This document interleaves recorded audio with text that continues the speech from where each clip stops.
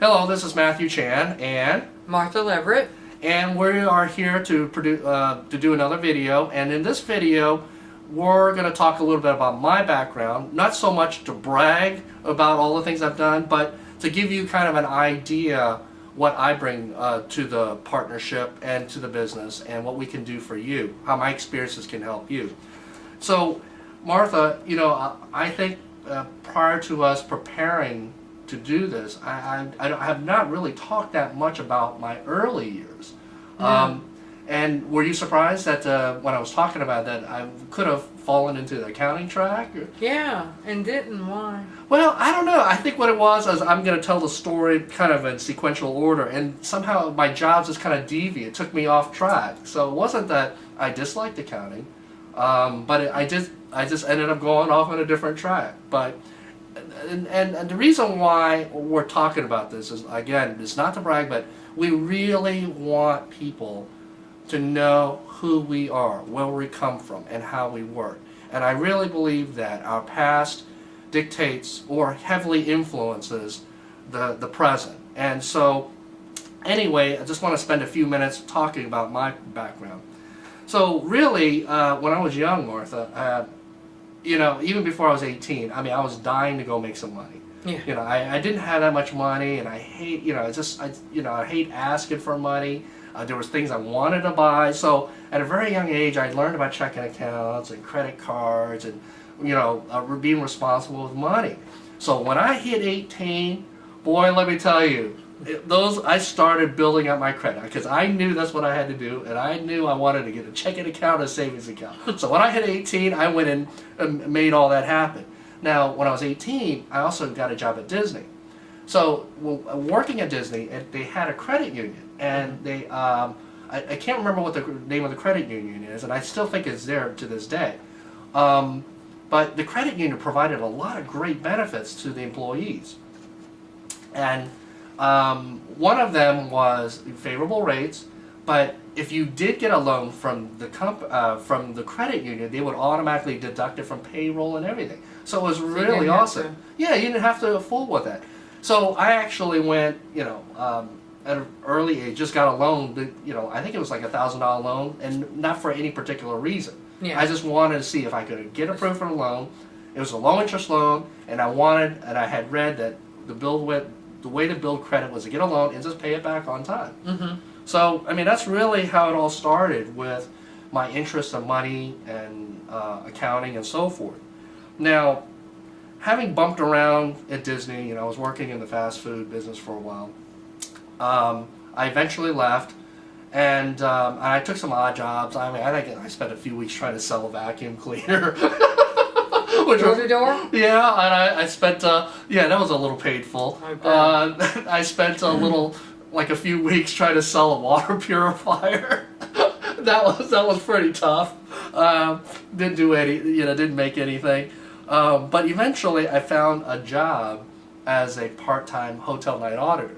And it was on International, for those of you who know Orlando, it's on International Drive. And the property is still there, but I don't know what the name of it. They've been bought out. But in any way, it gave me my first taste of more handling money and doing some manual accounting. Mm-hmm. And Martha, I'm going to tell you, the accounting that I had to do with pencil. And so it was like 100... Spreadsheet. No, it wasn't even really a spreadsheet. Oh. It was these little paper things, like a ledger, and so whenever you had to post revenue for a room, I had to write behind these cards by hand. And let me tell you, it was 100 freaking rooms. By the end of the night, my hands were so sore. It was crazy. So I learned at a very young age. I did it so manual. It was pathetic. We did have a calculator. Mm-hmm. Thank God for that. And so, but that was all we had at that place. And let me tell you, I knew that being a part-time night auditor, basically you work the graveyard shift, which nobody wants to do, right? But I knew you got paid more. Well, actually, I really didn't. It was just a kind of a practical thing, because I was going to school during the day. Yeah. But I did realize, looking at newspapers, that hotel night auditors were wanted, mm-hmm. because people didn't want that shift. Yeah. And they paid more, because they wanted people. And I just figured, well, heck, I'd give it a shot. So I found a place, a Holiday Inn, which was only like a couple of miles away from my mom's place, which was great. I was getting a raise. Mm-hmm. I got more benefits. And I actually got to work on computers. I was like, oh, this is wonderful. I didn't have to wear my hands out. But the thing about it is, I think working at the Holiday Inn as a full-time auditor, doing revenue accounting on a computerized system really changed the way I looked at things. I mean, I was handling money, I was handling cash, Mm-hmm. I was handling multiple departments like the food and beverage department, the bar money and all that. So it was really a good experience. And I really enjoyed it. But eventually I got the itch to move on to something during the day. I mean, working at night just kind of You get worn. old. Right. And not only that, because I had set it up early on, I would tell them, well, I work all the holidays. I mean, he really did. I mean, I ended up working Christmas, I worked New Year's Eve. I mean, I got stuck with the weekends. I'm talking, I got the graveyard shift and the holiday. It was like a double whammy. Mhm. I didn't even get any extra pay for it. Wow. So it took its toll on me after a while. After a while, I was like, you know what? I want to join the rest of the world and work during the day. Work during the day. See Right, what's going right. on. Right. So, I did get a job through a temp agency for a TCBY franchise. It's TCBY Yogurt. Yeah, the yogurt company. And I think the lady that hired me was impressed, but it turned out that we really didn't get along that well. I don't know. There was something. I don't know. I just didn't work out. I mean, it was a very ended up being a short experience, but I was there long enough as an accounting clerk. I was doing accounts payables to get enough daytime experience to get hired on with another small company, and that's when I got my first exposure to like commercial real estate. He was a private investor. He was doing futures and commodities trading, which I mean, actually to this day, I don't know, I'm not really knowledgeable about it, but back then I knew even less. So all I knew is I was punching all these numbers into the computer, which was DOS-based, by the way. Oh, Yeah, on a PC, and my office was like in a hallway, so some people always pass by me walking through. But it really gave me it was a very good experience. I was working directly for the controller. I was doing the futures, trading, and commodities, inputting the information. But I also maintained manually accounting for an art gallery, as well as his commercial buildings. So it was a good experience. Now from there, I actually liked the job. But but I did see this ad in the paper. It was it was a fairly respectable hotel called the Radisson. It was actually in downtown, and they were looking for an assistant controller. And I said, well, what the heck? I mean, I'm probably not going to get the job, but I'm going to go send the resume That's right. anyway. And we didn't know it. I mean, they actually liked my resume, pulled me in, and after a couple of interviews, I got hired. So I was the number 2 man for this hotel. But don't be impressed. When I got inside, and you've probably been this, Martha, you go inside, you're thinking everything looks nice and pretty on the outside. Mm-hmm. You go in there, it's a freaking mess. I mean, people were calling all the time to chase bills. I was like, what the hell did I do? And there was a whole bunch of chargebacks. People were chargebacking those credit cards, left and right.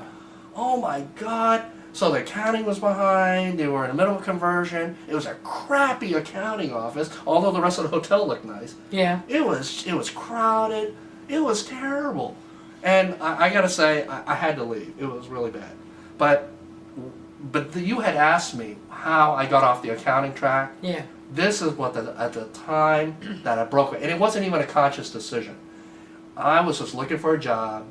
It was really I was in a bad spot. I had just moved out for a little while from my parents' house. I was like, oh, this is not going well at all. I have this lease I got to pay on, and I'm gonna be out of a job soon. Well, I saw an ad in the paper that it was a blind ad, wanted someone with some PC experience, and some networking, and the title was MIS manager, which was an impressive title, but I could tell it was kind of a small company. So long story short is I went in for the interview, and I was actually second choice. I wasn't first choice. And it was really, that was at the point where the accounting experience helped me, but I wasn't doing accounting anymore. I was in Right. charge of the computer networking. So my job was to obviously make sure all the PCs were working, the networking was working, but the accounting system was networked. So I was involved with that, and the company I was working for was an insurance underwriting company. So, I still kind of had a hand in some accounting functions, but I wasn't, in accounting anymore. Anyway, and without getting into too much detail, I eventually went on the International Speedway Corporation as a corporate network manager, and I spent the next 10 years in IT. So, With NASCAR. right, the NASCAR racing and all that. Now, wasn't that exciting? A lot of people thought it was cool, Yeah. but to me, I guess it was just a job, and it was just a lot of noise. All I remember is having to be there at 6 in the morning, and you know how I am with the Yeah. mornings. Mhm. I was being made to go there. I had to carry a beeper all the time. Remember? Well, we call them beepers. Yeah, back they were beepers.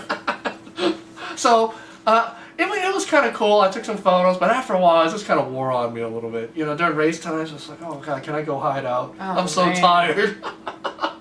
I'm surprised you didn't have lots of friends that wanted to Actually, I hang did. out with you. Well, actually, you know what? There were a few people that did want to get in, and I would get them in and take them on a little tour and stuff like that. Yeah, everyone, if you're in that business, Yeah. friends just kind of come out of the woodwork. Yeah. Oh, yeah. They're trying to NASCAR, get- especially in the South. Yeah, Yes. yeah. NASCAR was very big. Still is. Yeah, they've gotten a lot bigger since I left. But anyway, I left the corporate world in 1995 and started my own business, and I was in IT consulting and training, and I spent another 5 years in it before I got into 2000, in the real estate. But as you know, Martha, that even though I've been in real estate and stuff like that, I've never really totally took my hands off of IT. Right. Computer and networking, which Right. is one of the reasons we partnered up. Because accounting is so computer intensive, and now if you have a staff, you have to have a networked system. Yes. In fact, in our office, although I don't go into it much, our systems are networked. You primarily run our property management system and the QuickBooks, but it is fully networked. It is a multi-user system here. So anyway, I hope I didn't bore you guys too much, but I just wanted to give you some idea of where my accounting background comes in, because today I still have to deal with tax issues. I work more closely with Martha on accounting issues and technical issues. So I would say I'm pretty hands-on Yeah. than a lot of people. Yes, very much so. Probably too much, but anyway, Nah. it's worked out As good. long as he never says I know too much about his business, we're okay. It's been a blessing. I love that she knows so much. So anyway, thanks for taking the time to listen to this video, and come back. We have a few more informational videos for you. Thank you. Bye.